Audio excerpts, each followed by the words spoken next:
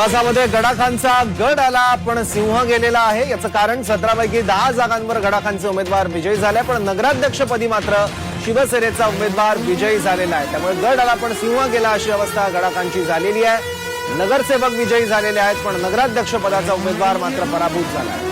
तर बारामतीमधून एक महत्त्वाची बातमी। बारामतीमध्ये अजित पवार यांची हवाय। 41 पैकी 35 जागी राष्ट्रवादी विजयी झाले आहे। राष्ट्रवादी शरदचंद्र पवार पक्षाला मात्र अवघी एकच जागा मिळवता आलेली आहे। आताची महत्त्वाची बातमी आपण पाहतोय।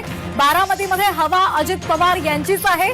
41 पैकी 35 जागांवर राष्ट्रवादीनं विजय संपादित केलेला आहे। तर बदलापूर नगरपालिकेत शिवसेनेचा पराभव झालेला आहे। नगराध्यक्षपदी भाजपच्या रुचिता घोरपडे विजयी।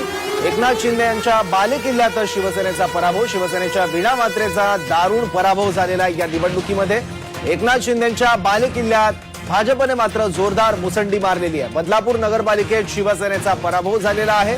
नगराध्यक्षपदी भाजपच्या रुचिता घोरपडे विजयी झालेला आहे। एकनाथ शिंदे यांचा बालेकिल्ला आहे।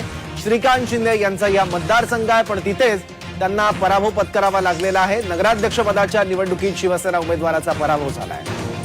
पुढची महत्त्वाची बातमी आपण पाहतोय।